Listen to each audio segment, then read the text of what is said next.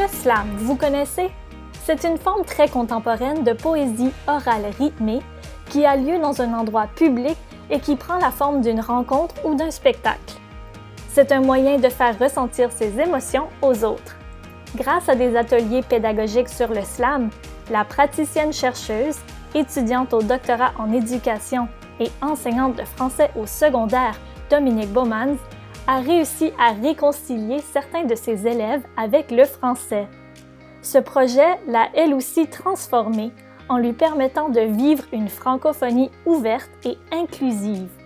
Son article « Le slam du projet didactique à l'expérience humaine », publié dans la revue Éducation et francophonie, parle justement de ce projet unique. Francosphère a proposé à des étudiants en éducation qui voulaient en savoir plus sur cette expérience de lui poser leurs questions.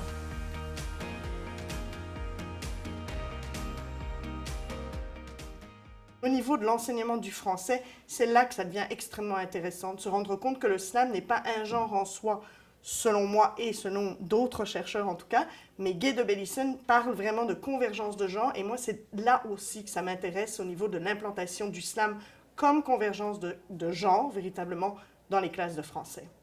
Pourquoi as-tu choisi le slam pour ton projet?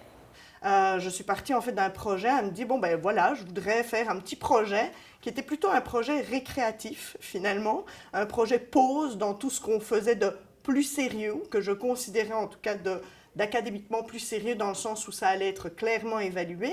Ce slam-là était une sorte de pause finalement, et je me suis rendu compte que c'était bien plus qu'une pause au sein de mon école. C'est là que moi j'ai pris conscience de la nature vraiment polymorphe du slam et de la difficulté de l'enseigner dans une classe de français. Le slam m'a permis véritablement en fait de faire place à la production dans leur propre français, qui était en fait leur propre réalité langagière, et ensuite d'établir éventuellement des connexions avec le français donc plus standard et la langue plus scolaire. Il y avait des tels décalages entre cette langue scolaire et leur français que cela leur posait des énormes défis, ne fût-ce que pour venir ensuite poursuivre leur éducation en français au cégep ou à l'université.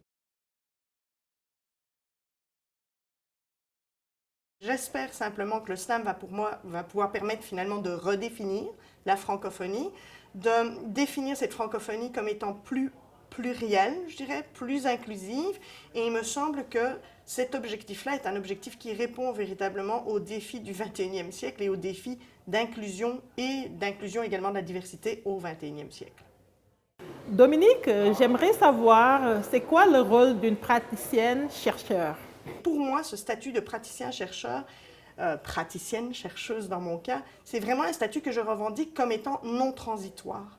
Et je pense que c'est très important de rester, en fait, ou en tout cas dans mon cas, enseignant ou enseignante, et d'avoir un pied ancré dans cette réalité-là pour pouvoir justement nourrir véritablement ma recherche et en même temps, en fait, faire en sorte que ma recherche puisse nourrir cette pratique-là également. Et ça peut établir des ponts qui, me semble-t-il, ne sont pas toujours clairement dressés entre la pratique et la recherche.